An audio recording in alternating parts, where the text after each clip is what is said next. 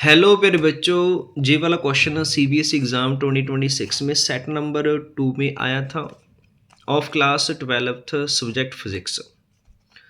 In Bohr model of hydrogen atom an electron makes a transition from n is equal to 4 state to n is equal to 1 state and a photon of frequency nu is emitted. जब भी आपके पास electron higher energy level से lower energy level की तरफ आएगा, तब वो आपके पास जो एनर्जी है वो क्या करेगा, एमिट करेगा इन फॉर्म ऑफ फोटोन। एंड उस फोटोन की जो फ्रीक्वेंसी है आपके पास कितनी एमिट हो रही है, न्यू इज एमिटेड। तो इसकी हम रफली डायग्राम बना लेते हैं। जैसे आपके पास this one first state n is equal to 1, this is n is equal to 2 state, और this is n is equal to 3, और this one n is equal to 4। तो जो आपके पास इलेक्ट्रॉन है वो जंप करेगा n4 से लेकर कहाँ तक, n इज इक्वल टू 1 तक। तो जहाँ पर आपके पास जो रेडिएशन एमिट होगी इन फॉर्म ऑफ फोटोन और उसकी जो फ्रीक्वेंसी है वो कितनी आपके पास, न्यू है। Next, the frequency of photon emitted when an electron makes a transition from n is equal to 4 state to n is equal to 2 state in the same model। जब आपके पास इलेक्ट्रॉन 4 स्टेट से n is equal to 2 state तक आ जाएगा, तब आपके पास रेडिएशन ऑफ एनर्जी एमिट होगी and in form of photon, and उस फोटोन की आपके पास जो फ्रीक्वेंसी आएगी उसको कंसीडर कर लेते हैं न्यू डैश।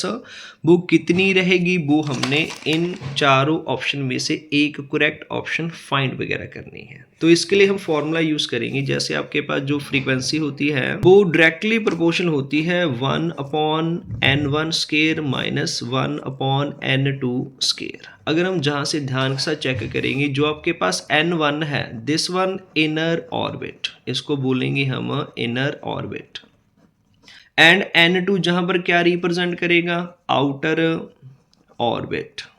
आउटर ऑर्बिट सबसे पहले फर्स्ट आपके पास जो ट्रांजिशन है वो क्या है, n इज इक्वल टू 4 से लेकर n is equal to 1।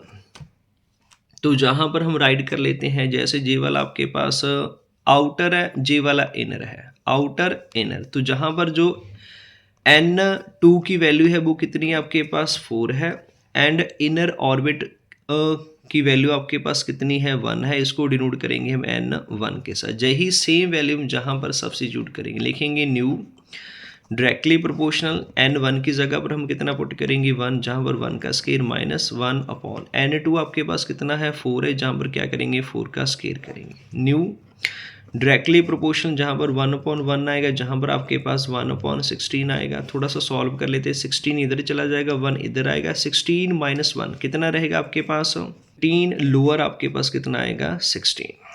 Next transition की बात करते हैं, कितनी आपके पास n इज इक्वल टू 4 से लेकर n इज इक्वल टू 2 है। तो ये वाला आउटर ऑर्बिट है, मींस n2, और इनर ऑर्बिट आपके पास कितना है, n1। तो सेम वैल्यू जहां पर सब्स्टिट्यूट करेंगे, तो इसको लिख लेते हैं थोड़ा सा न्यू डैश। तो जहां पर n1 की जगह पर कितना पुट करना है, अब हमने 2 का स्केयर माइनस, एंड n2 की जगह पर हमने कितना पुट करना है, हमने 4, एंड जहां पर लिखेंगे 4 का स्केयर।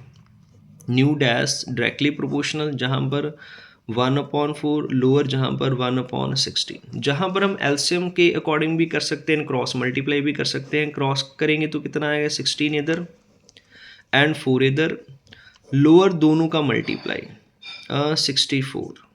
तो जहाँ से आपके पास कितना आएगा, ऊपर 16 से 4 सब्ट्रैक्ट करेंगे कितना आएगा, 12, लोअर आपके पास 64, 4 के टेबल पर कट करेंगे 3, एंड लोअर आपके पास आएगा 16। तो जहाँ से न्यू डैश की वैल्यू कितनी आई है, 3 अपॉन 16। तो हम क्या करेंगे, दोनों को डिवाइड करेंगे, न्यू डैश अब रख लेते हैं एंड न्यू लोअर रख लेते हैं। न्यू डैश अपॉन न्यू, और न्यू डैश कितना है, 3 अपॉन 16, एंड न्यू की वैल्यू कितनी है, 15 अपॉन 16।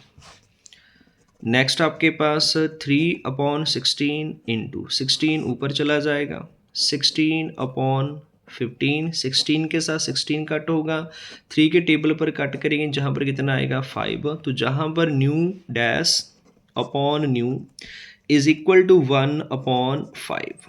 थोड़ा सा रीअरेंजमेंट कर लेते हैं, जहाँ पर आपके पास nu dash is equal to nu upon 5 आएगा। अगर हम इसी आंसर को ऑप्शन के साथ मैच करेंगे तो जहां पर option number C nu upon 5 is the correct answer. इस वे के अकॉर्डिंग हम इस क्वेश्चन का जो आंसर है इजीली फाइंड कर सकते हैं। आई होप सभी बच्चों को इसका जो सल्यूशन है अच्छे से अंडरस्टैंड हुआ होगा, तो इस चैनल को लाइक, सब्सक्राइब, शेयर जरूर करना। Thanks for watching.